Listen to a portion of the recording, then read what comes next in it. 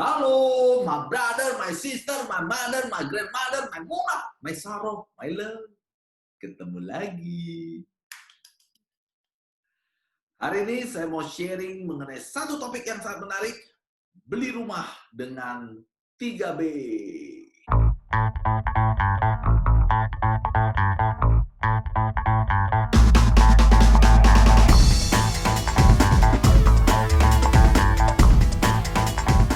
Seperti yang saya ceritakan di video sebelumnya, saya ini anak kemarin sore. 16 tahun cari uang, income saya nggak pernah tembus di atas 20 juta sebulan. Oh no. Beberapa tahun yang lalu, saya masih tinggal di rumah mertua. Mertua saya masuk ke dalam rumah dan nanya, "Robi, ada nabung nggak buat beli rumah?" Saya nggak bisa ngomong apa-apa. Jangankan nabung, bahkan di tahun 2015 saya sempat terlilit utang 300-an juta. Jadi saya bilang, mohon maaf Pak, aku nggak pernah nabung. Terus saya alasan lagi, soalnya anak papi boros. Iya, ampun papi, maaf.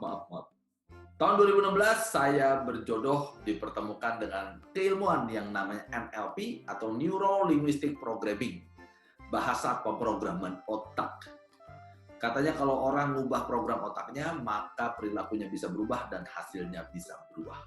Dan ternyata benar, hidup saya berubah berkat NLP. Dan di tahun 2018, tepatnya bulan September, saya memberanikan diri untuk menulis goal punya rumah senilai 3 miliar di Kelapa Gading.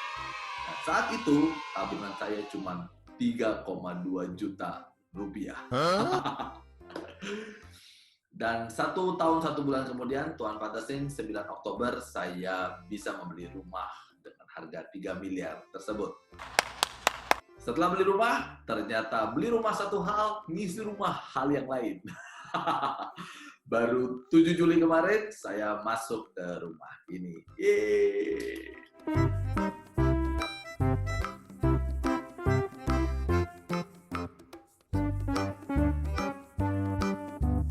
Tapi tentu ini bukan karena kehebatan saya, bukan karena jerih payah saya akan ceritakan Anda bagaimana caranya, yaitu menggunakan rumus 3B. Apa itu 3B? B yang pertama adalah berdoa. Dalam hal ini Anda minta kepada Tuhan Anda apa yang Anda inginkan secara persis.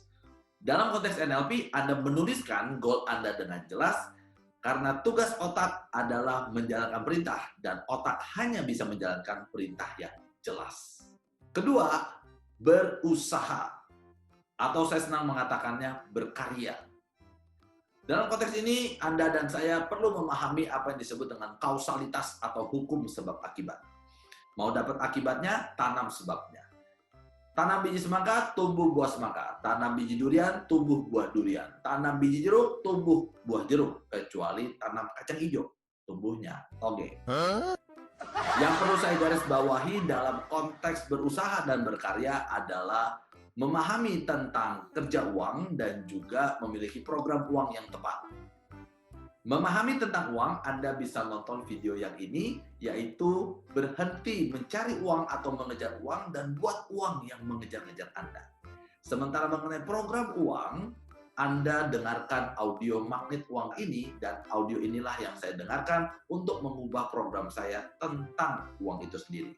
Lalu berkaryalah, berusaha sesuai dengan bidang Anda. Kalau Anda adalah seorang karyawan, jadilah karyawan yang terbaik. Kalau Anda adalah seorang profesional, jadilah profesional yang terbaik. Kalau Anda adalah seorang pebisnis, jadilah seorang pebisnis yang terbaik. Dan kalau Anda adalah investor, jadilah seorang investor yang terbaik. Itulah karya yang Anda jalankan. Dan B yang ketiga adalah berbagi. Karena itu sudah merupakan kewajiban Anda dan saya. Karena di dalam rezeki kita ada haknya orang lain. Seperti video yang ini, saya luput menunaikan kewajiban saya, maka Anda bisa tonton apa yang terjadi pada diri saya. Dalam konteks berbagi ini, kita perlu memahami apa yang disebut dengan prima causa. Apa itu? Penyebab atau faktor utama yang tanpa diawali oleh faktor lain. Dalam konteks ini adalah Tuhan.